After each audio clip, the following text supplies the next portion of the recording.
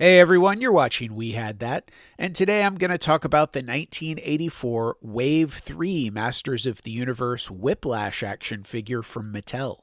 By 1984, Masters of the Universe was a proven toy line with a popular cartoon supporting it. Mattel released their third wave of Masters of the Universe figures in 1984, and although the majority of the most famous characters came out in the first two waves, there were still a few more classic characters to arrive in this new wave. One of my favorites was Whiplash. The rough concept for the character seems to have gone all the way back to 1982 when he was pitched as a good guy named Lizard Man. Mattel had released Lizard Woman for the Flash Gordon line just 3 years earlier. Was that an influence on Lizard Man? I don't know, but it is interesting to note. Anyway, Filmation took the concept and ran with it, but changed the design quite a bit to this guy who first appeared in the 5th episode of the cartoon, She-Demon of Phantos, and who kind of looks even more like Lizard Woman from the Flash Gordon line. Meanwhile, the mini-comic for Clash of Arms shows the character Whiplash with a color scheme that seems to match the colors of the original Lizard Man. More changes occurred before production of the actual Whiplash figure, but we could have had a Whiplash who looked more like this. According to Whiplash's package, he's an Evil Tail-Thrashing Warrior. The artwork at the top of the back of the package shows Whiplash attacking Battle Armor He-Man with his tail. So by the time he had made it into stores, he was no longer one of He-Man's allies. Whiplash didn't really have a new gimmick, they just gave him a tail that attached to his back, so when you twisted his waist to make him punch, his tail would swipe. This meant that besides adding the tail to the figure, there really wasn't much new engineering to create this character. Although his weapon was an orange spear, a tan version of the spear first appeared in the weapons rack that came with Castle Grayskull, so no new tooling was needed here either. Whiplash only appeared in 3 of the Masters of the Universe mini-comics. His first appearance was in Clash of Arms, which was presumably a Fisto story. Fisto was captured by Skeletor's henchmen to fight in an arena. Although Fisto took out Clawful relatively easily, Whiplash turned out to be more of a challenge. Fortunately, He-Man came along to save the day.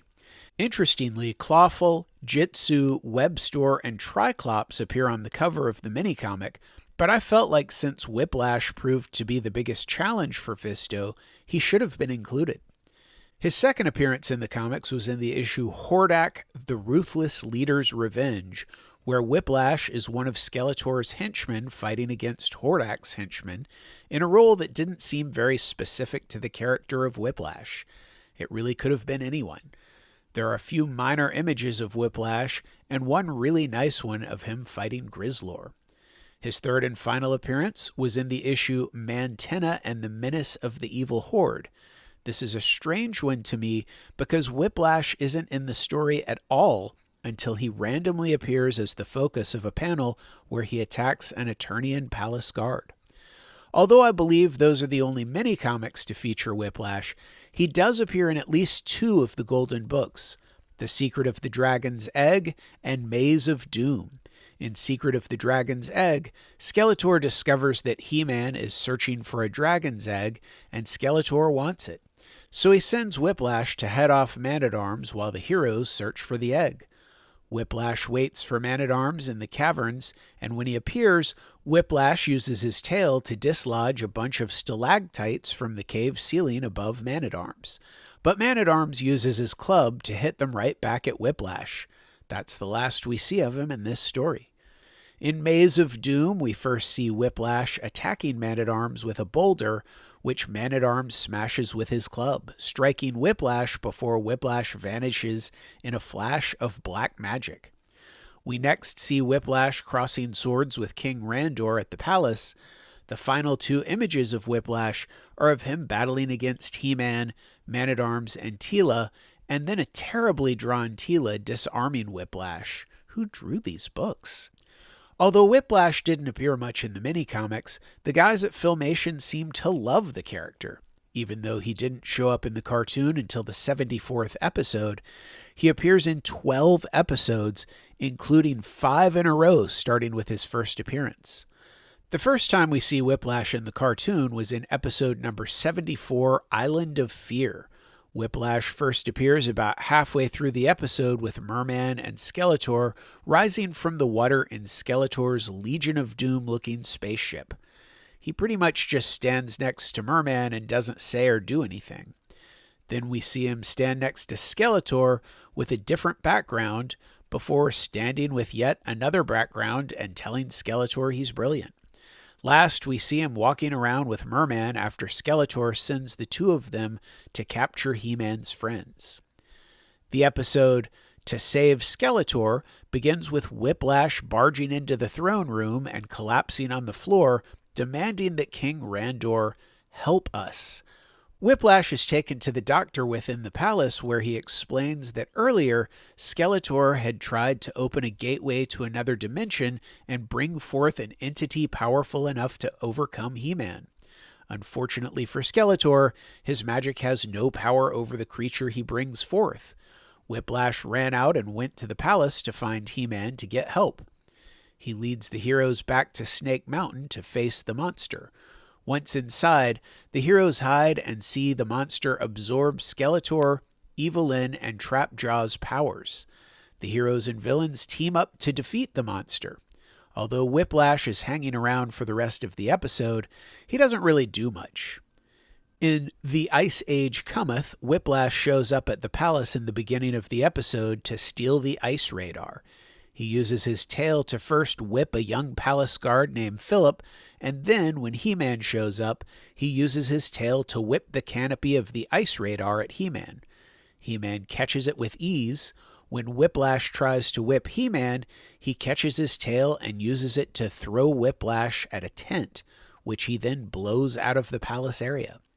Back at Snake Mountain, Skeletor is angry with Whiplash for failing, and Whiplash asks for another chance, but Skeletor enlists the help of Eyesore instead, and less than 5 minutes into the episode, Whiplash is done.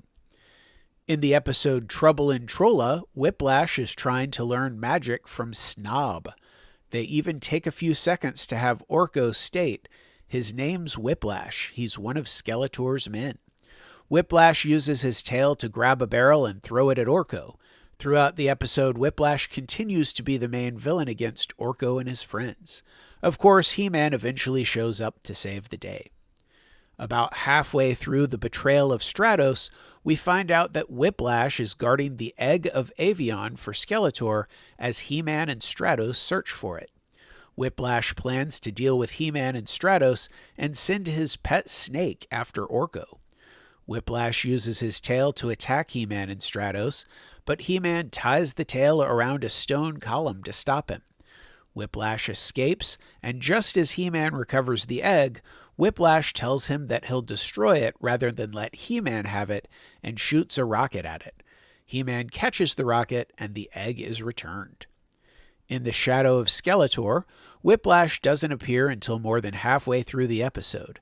His role in this episode is basically just as another of Skeletor's henchmen. He talks about how he previously whipped buildings to pieces. When He-Man arrives, Whiplash uses his tail to start an avalanche, but He-Man, of course, fixes things. In the episode Fraidy Cat, Skeletor sends Cobra Khan to the palace to capture Queen Marlena, but this plan is more complicated than usual for the He-Man cartoon, and also involves Merman, Whiplash, and Clawful, too. After Cobra Khan captures the Queen, he tells Clawful and Whiplash to hide their trail and leads He-Man to Skeletor's trap. Whiplash tells Skeletor that He-Man is on the way. When He-Man, Teela, and Man-at-Arms arrive, Whiplash is one of the henchmen that Skeletor tells to "Get them, you fools!"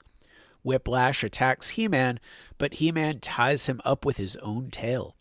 In Hunt for He-Man, Whiplash and Trapjaw see a Wind Raider on the view screen as it flies through the sky. When Skeletor tells them to use the freeze ray to bring it down, Whiplash uses his tail to activate the ray. The Wind Raider is brought down in the swamp, and Skeletor is angry that they will have to go out there to bring it back. When they arrive at the Wind Raider, Skeletor is angry that it's ruined and blames Whiplash. While checking out the Wind Raider, Whiplash sees tracks and tells Skeletor that they may capture more workers for the mines. When they realize the tracks were left by He-Man, Skeletor tells Trapjaw and Whiplash to go deal with him. Before the pair can find He-Man, they're stopped by a collapsed bridge. When we next see Whiplash, Skeletor had to pick him up along with Trapjaw, which derailed Skeletor's plans. Skeletor sent a robot to find He-Man, and when it did, Skeletor, Trapjaw, and Whiplash head out to find him. Skeletor captures He-Man's friends, but fortunately He-Man shows up to save the day. Early in the episode No Job Too Small, Skeletor isn't at Snake Mountain when Whiplash, Beastman, and Evil Lyn are spying on King Randor and find out that Prince Adam is headed away on a diplomatic mission. Evil Lyn decides that they should capture Prince Adam to blackmail King Randor into paying a ransom for his return. Whiplash, Evil Lyn, and Beastman follow Prince Adam on his mission. After causing a ruckus that makes Prince Adam turn into He-Man, Evil Lyn and crew show up for the kidnapping, but since they can't find Prince Adam, they just kidnap Teela and Man-at-Arms. Evil Lyn uses a ray to shrink her captives. When He-Man arrives to save his friends, Whiplash explains the traps that Evil Lyn has set, and He-Man leaves to think about it. As the villains celebrate their win, He-Man returns to Snake Mountain as Prince Adam. Adam uses brains, not strength, to save his friends, then turns back into He-Man to face Skeletor's thugs. In Here, There, Skeletors Everywhere, Whiplash summons Skeletor to show him the duplicator that Man-at-Arms has created. Whiplash flies the Roton as he and Skeletor try to steal the machine. They almost succeed, but end up getting stuck in a swamp. The pair have better luck stealing the duplicator by cutting a hole in the floor of the palace beneath the gun. Whiplash works the machine as Skeletor duplicates himself over and over. The episode goes along without Whiplash for a while before he shows up again to whip a pile of rocks at He-Man. Later, Whiplash looks on as He-Man turns the duplicate Skeletors against each other. In Beauty and the Beast, Skeletor sends robot flying ships to attack the palace. While everyone is distracted, he, Evil Lyn, and Whiplash sneak in. They freeze Teela and Orko and take them back to his ship, planning to ransom them to King Randor. Whiplash can be seen next to some computers in the background. As He-Man searches for Teela and Orko, Whiplash whips boulders at him unsuccessfully. Whiplash then returns to Skeletor's throne room. As the bad guys watch He-Man through Skeletor's view screen, Whiplash points out that He-Man is headed in the direction of his captured friends.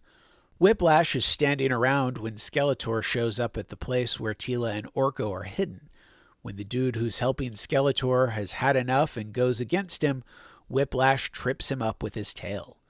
Whiplash's final appearance in the cartoon is in the episode The Toy Maker, where Whiplash appears standing next to Skeletor as the episode begins, and that's about the last we see of Whiplash in the Filmation cartoons. I can't think of any other 1980s American appearances of Whiplash in any other media. What do you think of the vintage Masters of the Universe Whiplash figure? Did you have him as a kid? Was he a favorite of yours, or did the heroes always whip his tail? Tell me in the comments below. Also, please give this video a like, share it on social media, and if you enjoy my content, please subscribe to my channel and hit that notifications bell so you'll be notified when I post new videos. And one last thing, if you collect toys, you should know about ToyLanta, one of the biggest toy shows in the southeastern United States, held annually just north of Atlanta, Georgia. Visit ToyLanta.com for more information. As always, thanks for watching.